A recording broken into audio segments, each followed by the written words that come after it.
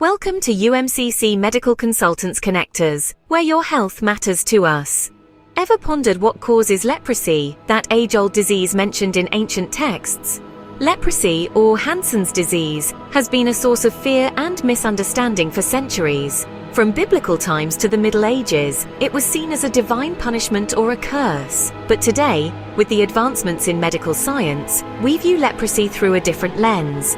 It's a complex disease caused by a bacterium, not a curse. Intriguing, isn't it? Stay tuned to uncover the truth about leprosy. Contrary to common beliefs, leprosy isn't a curse or a result of bad karma. It's caused by a bacterium named Mycobacterium leprae. This sneaky little organism is the hidden culprit behind leprosy's notorious reputation. It's a slow-growing bacterium, taking its sweet time to show its true colors, often years after the initial infection. This is why leprosy can be such a tricky disease to diagnose early.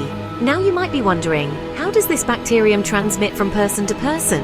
Well, it's not as contagious as you might think. It requires close, repeated contact over a long period of time. It's not something you can catch by touching an object or a surface. Most people who are exposed to the bacterium don't even develop the disease. Understanding this hidden culprit is the first step in demystifying leprosy. Now that we know the cause, let's delve into the signs and symptoms. Leprosy is a master of disguise, often showing no symptoms until years after infection. This silent enemy covertly attacks the body's peripheral nerves, causing a myriad of signs that can be mistaken for other conditions. Imagine skin lesions that don't hurt or itch. They're often discolored, either lighter or darker than the surrounding skin, and can appear anywhere on the body.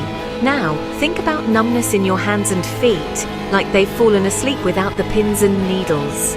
Muscle weakness might follow, leading to difficulties in gripping objects or even foot drop. Then there's the eye damage, from simple dryness to serious complications like glaucoma. All these symptoms, as varied as they are, share a common origin: damage to the peripheral nerves by the leprosy bacteria. It's a cunning adversary, one that takes patience and vigilance to unmask. Early detection can make a significant difference. But how do doctors diagnose leprosy? Diagnosing leprosy isn't always straightforward due to its long incubation period. Now, this might sound a bit daunting, but fear not. Our medical world has been making strides in this area.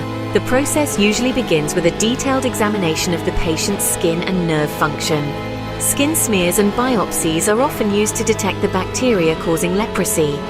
Nerve conduction tests can also be carried out to assess the extent of nerve damage. Once diagnosed, the road to recovery begins. Treatment typically involves a multi-drug therapy regime that includes antibiotics to kill the bacteria. The therapy is usually administered over a period of 6 to 12 months, and sometimes even longer, depending on the severity and type of leprosy. Now you might be wondering, why such a long treatment? Well, leprosy bacteria are stubborn and slow to react to medication. Hence, a prolonged treatment period ensures complete eradication of the bacteria from the body. Here's the good news. If detected early, treatment can be highly effective, reducing the chances of disability and preventing the spread of the disease to others. Early intervention is the key. It not only halts the progression of the disease, but also helps in the healing of skin and nerve damage. Treatment can cure leprosy and prevent further complications, but wouldn't prevention be even better?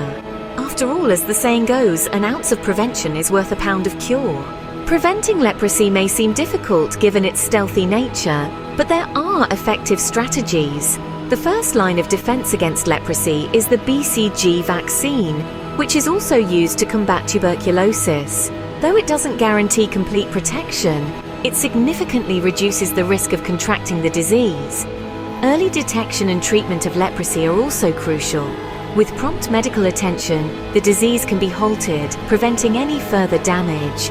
This is why it's so important for anyone who has been in close contact with a leprosy patient to seek immediate medical evaluation. But the battle against leprosy isn't just medical, it's also societal. Education plays a key role in reducing stigma associated with the disease, which can often discourage people from seeking treatment. By fostering an understanding and compassionate environment, we can ensure those affected by leprosy receive the care they need without fear or shame. Understanding leprosy is the first step to eradicating this ancient disease. Knowledge is our most powerful weapon. UMCC, your ultimate medical consultant connectors.